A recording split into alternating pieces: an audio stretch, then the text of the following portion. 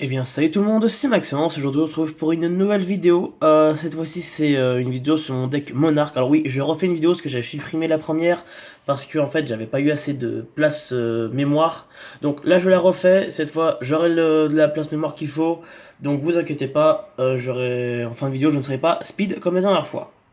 Donc on va commencer par un Aether, le Monarque Céleste. Alors, tous les monarques de level 8 ont le premier même effet, qui disent qu'on peut invoquer cette carte en sacrifiant un monstre qui a été invoqué par sacrifice, au lieu de 2. Donc, lorsque cette carte est invoquée par sacrifice, vous pouvez envoyer depuis votre deck au cimetière, depuis votre main ou deck au cimetière, 2 cartes magie, piège, monarque de noms différents. Et vous invoquez spécialement un monstre avec 2004 d'attaque ou 1000 de défense, ou 2008 d'attaque et 1000 de défense. Durant la même phase de votre adversaire, vous pouvez bannir une carte monarque depuis une carte magie ou piège monarque depuis votre cimetière, et puis après la résolution de cet effet, vous pouvez invoquer cette carte par sacrifice. Oui, c'est un sacrifice durant le tour de votre adversaire, et l'effet fonctionne. Oui, c'est fort. Ensuite, on joue. Merci Jackson. Donc oui, la flotte casse, désolé. Ensuite, on joue 3 Testalos, le Méga Monarque. Donc pareil, même effet, vous pouvez invoquer cette carte par sacrifice en sacrifiant un monstre qui a été invoqué par sacrifice. Donc, cette carte dit que lorsqu'il est invoqué par sacrifice, vous regardez la main de votre adversaire. Enfin, votre adversaire vous révèle sa main, vous choisissez une carte, vous la défaussez. Si c'est un monstre, vous infligez des points de dégâts à votre adversaire égaux au niveau du monstre x 200. Et si cette carte est invoquée en sacrifiant un monstre feu, vous infligez 1000 points supplémentaires à votre adversaire. Donc vous pouvez très bien sacrifier un Testalos avec un Testalos. Hein. Les 1000 points fonctionneront. Ensuite, on joue 3 Erebus, le Monarque souterrain. Donc pareil, même effet, vous pouvez sacrifier un monstre invoqué par sacrifice pour invoquer cette carte. Non, vous pouvez sacrifier un monstre invoqué par sacrifice pour invoquer cette carte. Si cette carte est invoquée par sacrifice, vous pouvez envoyer 2 cartes magie piège monarque depuis votre main ou cimetière de noms différents. Ciblez une carte sur le terrain ou dans le cimetière ou au hasard dans la main de votre adversaire et vous la renvoyez dans son deck. Si cette carte est dans votre cimetière, vous pouvez défausser une carte magie piège monarque, cibler un monstre avec 2004 d'attaque, 1000 de défense ou 2008 d'attaque, 1000 de défense dans votre cimetière et l'ajouter à votre main. Bien sûr, il peut s'auto-cibler. Ensuite, on joue un Caius, le Méga Monarque. Donc, cette carte peut être invoquée en sacrifiant un monstre qui a été invoqué par sacrifice. Donc, vous pouvez cibler une carte sur le terrain. Si c'est un monstre ténèbre, une carte sur le terrain, vous la bannissez. Vous infligez 1000 points de dégâts à votre adversaire. Si c'était un monstre ténèbre, toutes les copies du deck, de la main, du cimetière ou de l'extra deck sont automatiquement bannies. Et si vous sacrifiez un monstre ténèbre pour son invocation, vous ciblez 2 cartes à la place. Donc par exemple, si vous sacrifiez un monstre ténèbre, vous ciblez 2 monstres ténèbres contrôlés par votre adversaire, il prend 1000 et vous lui bannissez pratiquement 6 cartes. S'il joue bien sûr les cartes en x3 en exemplaire. Oui, c'est rigolo. C'est fort contre Didi, mais Didi c'est plus joué. Ensuite, je joue ce qu'on appelle les 2 frères démons, donc le démon de la majesté et le démon de la vanité. Le premier, il dit tout simplement qu'il n'est pas en carte spécialement, comme lui, et que les effets de monstre ne peuvent pas être activés, et lui, c'est aucun joueur ne peut invoquer spécialement de monstres. Donc voilà. Donc si vous faites le combo vanité, majesté, en face, l'adversaire ne bouge plus. Aucun effet de monstre, il se paie plus. Sauf s'il joue Sky Striker. Là, s'il joue Sky Striker, là par contre, c'est un peu plus embêtant, parce qu'il joue qu'avec des magies. Donc voilà. Ensuite, on joue 3 Eidos, l'écuyer souterrain. Donc, si cette carte est invoquée normalement spécialement, vous avez le droit à une invocation de sacrifice supplémentaire. Et si cette carte est dans votre cimetière, vous pouvez la bannir pour pouvoir invoquer spécialement avec un monstre avec 800 d'attaque et 1000 de défense depuis votre cimetière. C'est fort. Ensuite, on joue 2 Mitra, le Valas du tonnerre. Donc, moi je dis la Valas du tonnerre, parce que c'est une fille. Donc si vous pouvez invoquer spécialement cette carte depuis votre main si vous n'avez aucune carte dans votre extra deck. Et votre adversaire gagne un jeton équivalent à cette carte, mais avec un niveau en moins. Et si cette carte est sacrifiée, vous avez une droit à une invocation de sacrifice supplémentaire. Alors bien sûr, vous ne pouvez pas faire l'effet de Mitra combiné avec l'effet d'Eidos. C'est une invocation, une extra norme par tour. Les deux, le combo ne fonctionne pas. J'ai déjà essayé, on m'a vite dit que ça marchait pas. Parce que invoquer 3 monstres par sacrifice, c'est trop fort. Durant un tour. Oui, ça m'est déjà arrivé d'invoquer 3 monarques en un seul tour.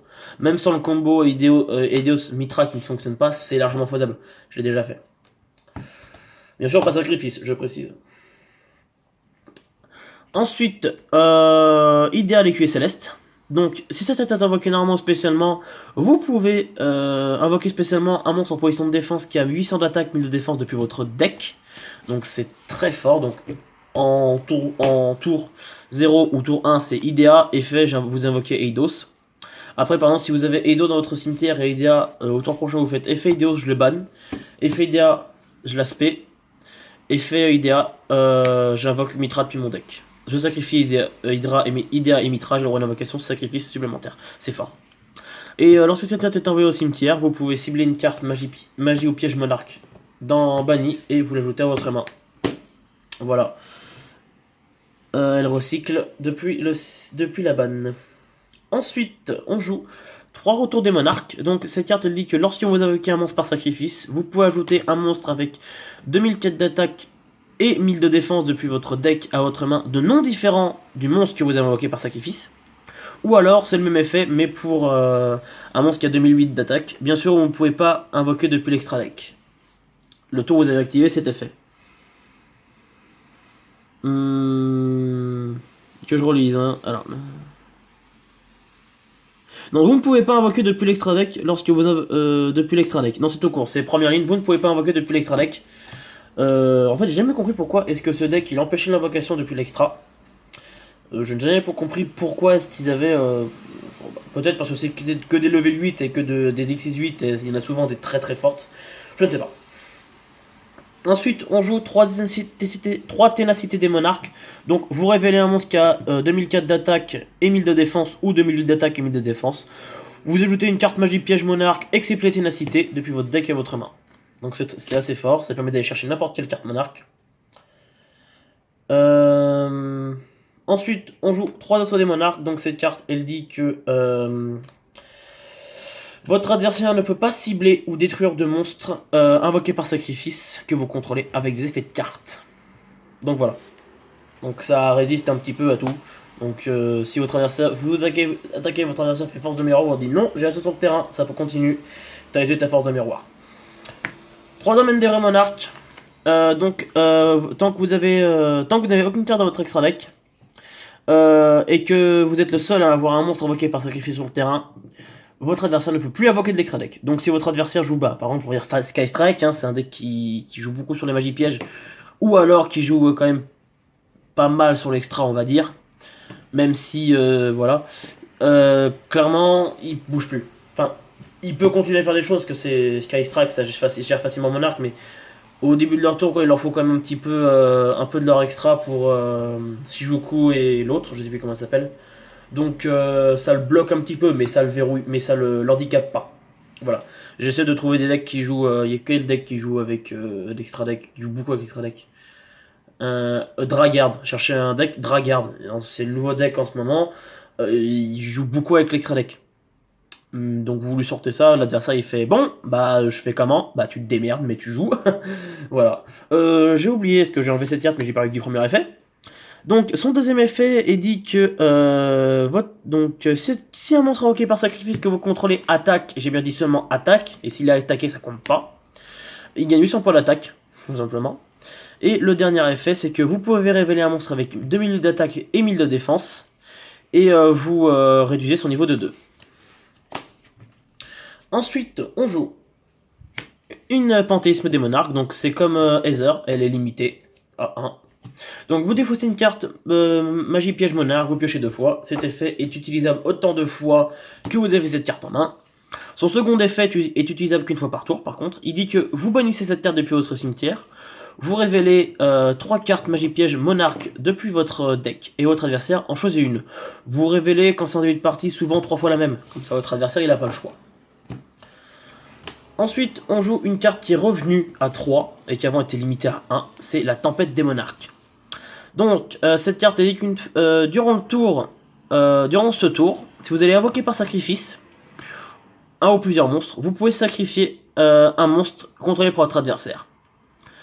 Durant le tour, cette carte a été activée, vous ne pouvez pas invoquer de Plague Deck. Donc en fait, cette carte, si vous l'activez, elle part au cimetière, et son effet ne sera actif qu'au moment où vous invoquez par sacrifice. Donc voilà, c'est pas comme la carte Boost d'armes où c'est une carte s'active, où c'est sur l'invocation de sacrifice. Ensuite, on joue un renfort de l'armée, donc ajouter un monstre guerrier de max niveau 4 depuis votre deck à votre main, comme Idea et guerrier, c'est très pratique. Un Monster Reborn, vous ciblez un monstre dans les cimetières, vous l'invoquez SP. Transaction, vous voulez que des level 8, vous en défaussez un, vous piochez 2 cartes. Un tourbillon jumeau, vous défaussez une carte, vous pétez 2 cartes magie piège sur le terrain. C'est pratique. Et ensuite, on joue 2 Primordial des Monarques. Donc cette carte en fait vous permet qu'une fois par tour de cibler 2 cartes magie piège monarque dans votre cimetière, les mélanger dans votre deck, piocher une carte. Et son second effet c'est que si c'est dans le cimetière, vous pouvez la bannir et invoquer spécialement cette carte en tant que monstre. Elle n'est plus traitée comme une carte. Elle n'est pas traitée comme une carte piège. Et elle devient type elfe, lumière, niveau 5, attaque 1000, défense 2004. Voilà. Vous pouvez utiliser chaque effet de primordial qu'une fois par tour. Ah non, excusez-moi. Vous ne pouvez utiliser l'effet de spé qu'une fois par tour. Donc si vous en avez, je crois que si vous en avez 2 sur le terrain, je crois que l'effet de renvoyer ça fonctionne. Ah non, c'est une fois par tour, excusez-moi. Donc voilà, voilà. Donc c'était tout pour cette decklist Monarque, j'espère que ça vous aura plu. Si ça vous a plu, n'hésitez pas à mettre un pouce bleu sous la vidéo, laissez un petit commentaire sous la vidéo, ça fait toujours plaisir. Et je vous dis à la prochaine tout le monde.